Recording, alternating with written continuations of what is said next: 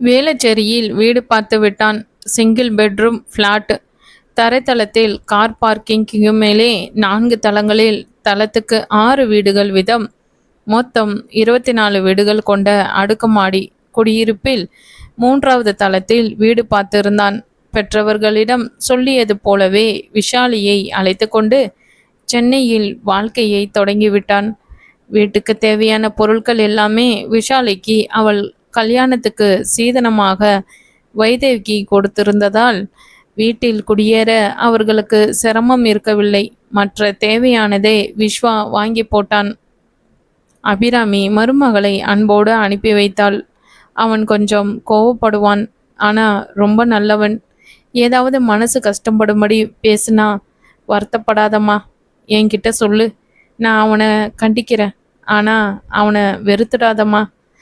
அம்மா, நீக்கு தெரியாதா, நான் அவரை ஒரு நாளும் வெறுக்க மாட்டேன். ஏதாவது கோவமா பேசினாதான் என்ன? நான் யாரு? அவர் மனைவிதானே. என்கிட்ட தானே அவரால் கோபத்தை காட்ட முடியும். நான் அவருக்கு கோபம் வராத மாதிரி நடந்துக்கிறேம்மா. அபிராமி மருமகளை கட்டி அணைத்து ஆசிர்வாதம் செய்தாள். விஸ்வா இதை கேட்டு மனதுக்குள் ஆச்சரியப்பட்டான். மகனிடம் சொன்னாள், டே விஸ்வா, அவ தாய் தகப்பன் இல்லாத பொண்ணு. அவளுக்கு தாய்க்கு தாயா தகப்பனுக்கு தகப்பனா நீ தான் இருக்கணும். அவளை பத்திரமா பார்த்துக்கோடா. அவ இந்தாத்து மகாலட்சுமிடா, என் சீதனம், புரிஞ்சுதா? மா, நீ கவலைப்படாதம்மா, நான் அவளை பத்திரமா பார்த்துக்கிறேன். மாமனார் கேட்டார். மாடி விஷாலி, ஏம்மா உன் நகைப்பட்டு புடவையெல்லாம் இங்கேயே வச்சுட்டு போற? அதெல்லாம் இங்கேயே இருக்கட்டும்பா. அந்த ஊர் நேக்கு பழக்கம் இல்லாத ஊர். மனுஷா எப்படி இருப்பான்னு தெரியாது. இவர் ஆஃபீஸ் போனப்புறம் தனியாக தான் இருக்கணும். அதுவும் இல்லாமல் ஏதாவது பண்டிகைனா நாங்கள் 2 பேரும் இங்கே தானே வருவோம். இங்கேயே இருக்கட்டும்பா.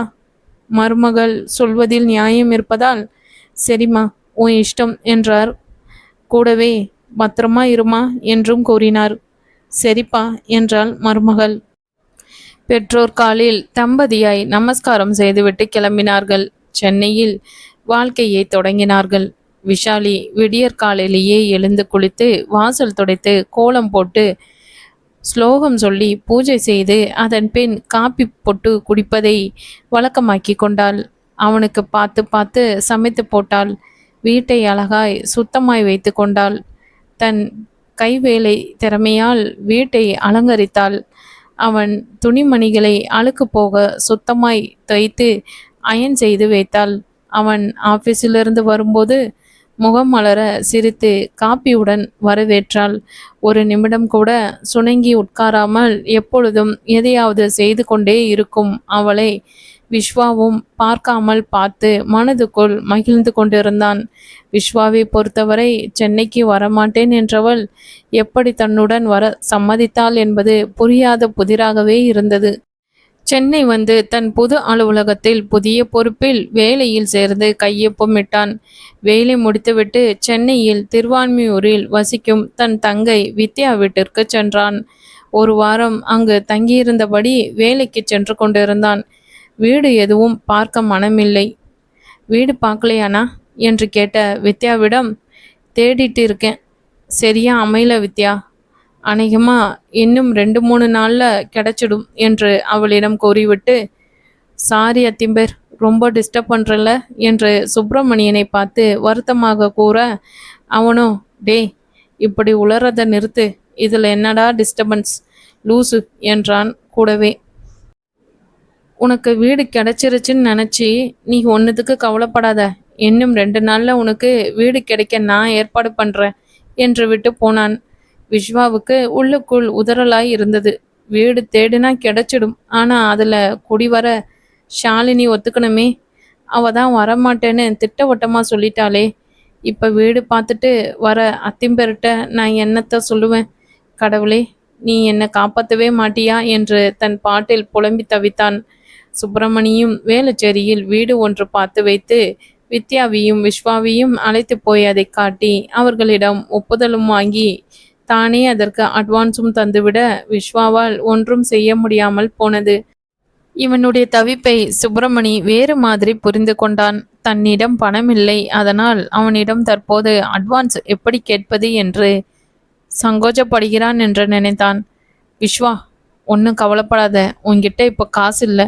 ஊரில் போய் அப்பாட்ட கேட்டு வாங்கிட்டு வரத்துக்குள்ள இந்த வீடு நம்ம கை விட்டு போயிடும். அதனால் என்கிட்ட எப்படி உதவி கேட்கறது தானே நீ தவிக்கிற. கவலைப்படாத, உன்கிட்ட இருந்து திருப்பி வாங்கிக்காம இருக்க மாட்டேன். கண்டிப்பாக திருப்பி வாங்கிப்பேன். நீ இந்த அட்வான்ஸ் பணத்தை மெதுவாக கொடு. ஒரு அவசரமும் இல்லை, சரியா என்று கூறினான். அவன் கூறியதை கேட்ட வித்யாவுக்கும் தன் கணவனை நினைத்து பெருமையாக இருந்தது. அவ சரி அத்திம்பேர், தேங்க்ஸ் என்று கூறிவிட்டு மனதுக்குள் நடக்கிறது நடக்கட்டும், வரலனாலும் பரவாயில்ல, இந்த வீட்டில் நான் தனியாக தங்கிக்க வேண்டியதுதான். எத்தனை நாள் தான் வித்யா ஆத்திலேயே இருக்கிறது என்று நினைத்தபடி தன் வேலைகளை கவனிக்கச் சென்றான். மதுரையில் விஷாலியை கண் போல கவனித்து கொண்டாள் அபிராமி. சோர்ந்து போய் படுத்திருந்தவளை எழுப்பி குளிக்க வைத்து, சாப்பாடு வேண்டாம் என்றவளை நல்ல வார்த்தை சொல்லி தேற்றி கட்டாயப்படுத்தி சாப்பிட வைத்து, அவளிடம் ஒரு தோழியாய் பழகி தாயாய் அரவணைத்தாள். விஸ்வா சென்னை சென்ற 2 தினங்கள் கழித்து அவர்களுடைய திருமண ஆல்பமும் சீடியும் வந்தது. அபிராமியின் அன்பினால் கொஞ்சமாக தேர துவங்கியிருந்தவள் ஆல்பத்தை பார்த்ததும் திரும்பவும் மனம் கனத்து போனாள். ஒரு பக்கம் தாய் தந்தையின் மறைவும், மறுபக்கம் இத்தனை சந்தோஷமாய் விஸ்வாவின் கையால் தாலியை வாங்கி கொண்ட பின்பும் அவனுடன் சந்தோஷமாக குடும்பம் நடத்த முடியவில்லையே என்ற ஏக்கமும் சேர்ந்து அவளை நிலைக்குலைய செய்தது. திரும்பவும் ஒரு மூச்சு அழுது கரைத்தாள். அபிராமிக்கு மிகவும் சங்கடமாக இருந்தது. என்ன செய்வது என்று புரியாமல் தவித்தாள். பின்னர் இவளை இப்படியே விட்டுவிடக்கூடாது என்று முடிவு செய்து கொண்டாள். விஷாலி, வாமா, மீனாட்சி அம்மன் கோயிலுக்கு போயிட்டு வரலாம் என்று அழைத்தாள். நான் வரலம்மா, நீங்கள் போயிட்டு வாங்கோ என்றாள் விஷாலி. இல்லை, நீ இப்போ என் கூட வர, எழுந்துரு, போய் மூஞ்சி அலம்பிட்டு ட்ரெஸ் மாற்றிட்டு வா என்று கட்டளையாய் கூற, விஷாலியும் வேறு வழியின்றி அவள் சொன்னது போலவே கிளம்பி வந்தாள். இருவரும் கோயிலுக்கு சென்று அம்மனை மனதார வணங்கிவிட்டு அங்கு இருக்கும் கடை வீதியில் மெதுவாக நடந்து வந்தனர். அப்பொழுது அபிராமிக்கு தெரிந்த பெண் ஒருத்தி அபிராமியிடம் குசலம் விசாரித்தாள். என்ன அபிராமி, மருமகளோட கோயிலுக்கு வந்தியா? ஆமாம் மாமி, அவ மனசு சோர்ந்து போயிருந்தா, அதான் என்று வெள்ளை மனதுடன் கூறினாள் அபிராமி. சொல்றதுன்னு தப்பா எடுத்துக்காத அபிராமி, உன் மாண்டு பொண்ணு ராசி இல்லாதன்னு நினைக்கிறேன். அதான் கல்யாணம் ஆனதுமே பெத்தவாளை பறி கொடுத்துட்டா. ஆனால் கெட்டதுலேயும் நல்லதா நீயோ உன் ஆத்துக்காரரோ போகாம இருந்தீங்களே, இவளை தள்ளி வச்சுட்டு என்று கூற, விஷாலிக்கு அழுகை முட்டி கொண்டு வர அபிராமிக்கு பயங்கரமாய் கோபம் வந்தது. என்ன உளறேல் மாமி, நான் இப்போ என்ன தப்பா சொல்லிட்டேன் அபிராமி? உன் நல்லதுக்கு தான் சொல்கிறேன். இவளோட உன் பிள்ளையாண்டான் நன்னா வாழவே முடியாது. இவ ராசி அப்படி. வாயை மூடுங்கோ, ஏதோ வயசில் பெரியவளாச்சுன்னு மரியாதையாக தந்தா. சே, இவ்வளோ வக்கர புத்தியா உங்களுக்கு? ஏய், ஏண்டி உண்மையை சொன்னா உறுத்துறதா உனக்கு? இவ ராசி இல்லாதவ தான். என்று கழுத்தை வெட்டி கொண்டாள் அவள். சீ, நிறுத்துங்கோ, இவ அருமை உங்களுக்கு தெரியாது. இவ பெத்தவ அருமையும் உங்களுக்கு தெரியாது. ஆனால் எனக்கு தெரியும். சும்மா வாய் புளிச்சுதோ மாங்காய் புளிச்சுதோன்னு உளராதிங்கோ. இவ எங்கள் ஆத்துக்கு வந்த மகாலட்சுமி, என்னோட சீதனம். இவளும் என் பிள்ளையும் ஜாம் ஜாம்னு கொடுத்தனை நடத்தி லட்டு லட்டா பிள்ளை பெற்று சீரும் சிறப்புமாக வாழுவான். அதையும் நீங்கள் பார்க்க தான் போறீங்க. அப்பவும் நீங்கள் எதையாவது உளரதான் போறீங்க.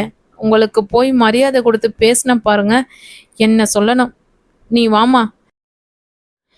இவளை பார்த்த கண்ணெல்லாம் முழுசா நமக்கு தான். கேவலம்.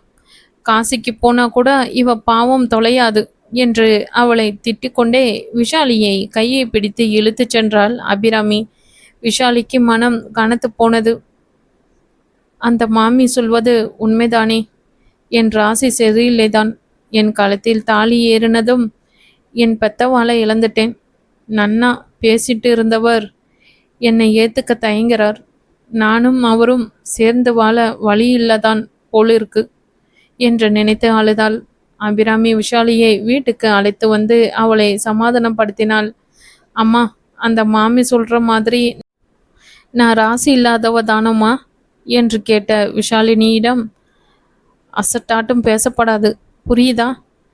அந்த மாமியெல்லாம் ஒரு மனுஷன்னு மரியாதை கொடுத்தேன் பாரு, என்ன சொல்லணும் என்று தன் தலையில் தட்டி கொண்டாள். பின்னர் விஷாலினியின் முகத்தை தன் பக்கம் திருப்பி அவள் கண்ணோடு கண் பார்த்து சொன்னாள், இங்க பாரு விஷாலி, உங்க அம்மாவும் அப்பாவும் எவ்வளோ அந்யோன்யமா வாழ்ந்திருக்கிறது அவங்களோட மரணத்திலையும் இந்த உலகத்துக்கு காட்டியிருக்கா. எவ்வளோ ஒத்துமை பாரு. ஒருத்தர் மேலே ஒருத்தருக்கு எவ்வளோ அன்பு இருந்தா 2 பேரும் ஒரே நேரத்தில் உயிரை விடுவா. உங்கள் அம்மா இல்லைன்னா உங்கள் அப்பாவால் உயிர் வாழ முடியல. உங்கள் அப்பாவுக்கு ஒன்றுன்னா உடனே உங்கள் அம்மாவால் தாங்க முடியல. அவருக்கு முன்னாலேயே உயிரை விடுறா. இதெல்லாம் எவ்வளோ பெரிய கொடுப்பனை. எல்லாத்துக்கும் மேலே தானமாக தான் சம்பாதிச்ச எல்லாத்தையும் கொடுக்கறதுங்கிறது எவ்வளோ பெரிய விஷயம். அவளுக்கு பொண்ணா பிறந்த நீ சந்தோஷமாக தான் இருப்ப. நீயும் உங்கள் அம்மா மாதிரியே என் பிள்ளை மேலே அளவில்லாத அன்போட அந்யோன்யமாக கொடுத்தனம் பண்ணுவோம்மா. நீக்கு அந்த நம்பிக்கை இருக்கு. ஆனால் அம்மா, ஆனாவும் இல்லை ஆவனாவும் இல்லை. விஸ்வாவுக்கு வீடு கிடச்சிருச்சுன்னு வித்யா ஃபோன் பண்ணுனா. அவன் இந்த சனிக்கிழமை வரும்போது உன்னையும் கூட்டிகிட்டு போவான். அவனோடு சந்தோஷமாக கொடுத்தனம் பண்ணி நேக்கு பேர குழந்தைகளை பெற்று தர வேண்டியது உன் பொறுப்பு கட்டளையே இட்டாள். அம்மா, சத்தமே இல்லாமல் விஷாலினியின் குரல் வெளியே வந்தது. இங்கே பாரு விஷாலி, நீ இப்படி அழுந்துட்டே இருந்தாக்கா அந்த மாமி சொன்னது உண்மைன்னு ஆயிடும். நீ நன்னா வாழ்ந்து அந்த மாமி மூஞ்சில கரிய பூச வேண்டாமோ? என்ன பொண்ணாட்டி அம்மா நீ என்று நயமாக பேசினாள் அபிராமி. விஷாலிக்கு கொஞ்சம் கொஞ்சமாக மனம் தெளிய தொடங்கியது. அந்த வார இறுதியில் விஸ்வா வீடு வரும்போது அவனை கண்டதும் ஏதோ உற்சாகம் ஏற்படுவது போலவும் தோன்றியது. அவள் தன்னுடன் வர சம்மதிப்பாளா என்று அவன் தயக்கமாக நினைத்திருக்கும் போது, வந்து சொல்லு ஷாலினி, நீங்கள் அங்கே வீடு பார்த்துட்டேன்னு வித்யாக்கா ஃபோன் பண்ணுனா. பார்த்துட்டேலா? தயங்கி தயங்கி கேட்டாள். ஆமாம் ஷாலினி, வீடு பார்த்தாச்சு. அத்திம்பேர் தான் அட்வான்ஸ் கொடுத்துருக்கார். ஞாபகமாக ஊருக்கு போனதும் அதை திருப்பி தரணும். நம்ம வீடு எங்கே இருக்கு என்று பூடகமாக கேட்டாள். அவனுக்கு ஆச்சரியமாய் இருந்தது. வேளச்சேரியில். ஓ, ஏன் உனக்கு அந்த இடமெல்லாம் தெரியுமா? ம் எனக்கு எந்த இடமும் தெரியாது. நான் சென்னை போனதே இல்லை. தலையாட்டி கொண்டான். சரி, ஏதோ கேட்க நினைக்கிற, கேளு என்றான். வந்து என்னையும் உங்களோட கூட்டிட்டு போய்வல்தானே? அவன் இன்பமாய் அதிர்ந்தாலும் எதையும் வெளியே காட்டிக்கொள்ளவில்லை. ஆமாம், அதுக்கு தானே வீடு பார்த்துருக்கேன். அவனுக்கு இவள் எப்படி மடம் மாறினாள் என்று தெரிந்து கொள்ள வேண்டும் என்று தோன்றியது. ஆனால் நீ என் கூட சென்னை வரமாட்டேன்னு சொன்னியே? இல்லை, அம்மா தான் சொன்னா உங்களுக்கு சமையல் எல்லாம் பண்ணிக்க தெரியாதுன்னு. பாவம், அங்கே தனியாக கஷ்டப்படுவேல்னு இழுத்தாள். ஏதோ நடந்திருக்கிறது என்று மனதுக்குள் நினைத்து கொண்டான். என்ன நடந்தாலும் தனக்கு சாதகமாக நடந்ததை எண்ணி மகிழ்ந்தபடி அவளை அழைத்து கொண்டு சென்னை வந்துவிட்டான். சிங்கிள் பெட்ரூம் ஃப்ளாட் தான். இருவரும் ஒரே மெத்தையில்தான் படுப்பார்கள். ஆனால் இருவருக்குள்ளும் எதுவும் இல்லாமலேயே இருந்தது. விஸ்வாவின் தயக்கமே இதற்கு காரணம். தான் அவளை தவறாக நினைத்து அவளுக்கு தண்டனை கொடுத்து விட்டதாக தன்னைத்தானே தண்டித்து கொள்வதாக நினைத்தே அவளிடம் நெருங்காமல் இருந்தான். அவளோ அவன் இன்னும் தன்மேல் கோபமாய் இருப்பதாகவே நினைத்து மனதுக்குள் வருந்து கொண்டு இருந்தாள். இருவருக்கும் மனதில் காதல் இருக்கிறது, உரிமையும் இருக்கிறது. ஒரு வார்த்தை மனமிட்டு பேசிவிட்டால் நொடியில் எல்லாம் சரியாகி போகும். ஆனால் இருவரும் அந்த ஒரு வார்த்தையை பேசிக்கொள்ள தயக்கம் காட்டினார்கள். இவர்களின் இந்த அனாவசிய தயக்கம் தகருமா? விஷாலி சுணங்கி உட்காராமல் சுற்றி சுற்றி வேலை செய்தாலும் டிவியில் எதையாவது பார்த்தோ அல்லது பாடல் எதையாவது கேட்டோ தன் பெற்றோரின் நினைவு வந்து அவ்வப்போது அவள் வேதனை அடைவாள். அது மாதிரி இருக்கும்போது மனம் மிகவும் சோர்ந்து போய் கண்களில் கண்ணீர் வழிய சாமி முன்னால் அமர்ந்திருப்பாள். இதை பார்க்கும் விஸ்வாவுக்கும் அவளை சமாதானம் செய்யும் மருந்தே தான் என்று புரியாமல் தவிப்பான். சிறிது நேரம் அழுது கரைத்துவிட்டு அவளே தன் மனதை தேற்றிக்கொண்டு எழுந்து வருவாள். அவன் எதுவுமே தெரியாதவன் போல, காப்பி குடு ஷாலினி என்பான். அவளும் தலையாட்டிவிட்டு சமையலறைக்கு போய் காப்பி போட்டு எடுத்து வந்து தருவாள். விஷாலி தினமும் நாத்தனார் வித்யாவுக்கும் மாமியார் அபிராமிக்கும் ஃபோன் செய்வாள். வாரம் ஒரு முறை தன் மங்களம் அத்தைக்கும் ஃபோன் செய்வாள். அந்த ஃப்ளாட்டில் இவர்கள் இருக்கும் அதே தளத்தில் பங்கஜமாமி தன் குடும்பத்துடன் குடியிருந்தாள். அவள் விஷாலினின் அமைதியான குணத்தால் ஈர்க்கப்பட்டு நட்பாக பழகினாள். அவளுடைய மகன் வயிற்றுக்கு பேரன் சிறியவன் தினேஷ் 7வது, பெரியவன் மகேஷ் 12வது படிக்கிறார்கள். உங்க சொந்த ஊர் எதுமா? மதுரை மாமி. எனக்கும் மதுரை தான். அவருக்கும் மதுரை தான்.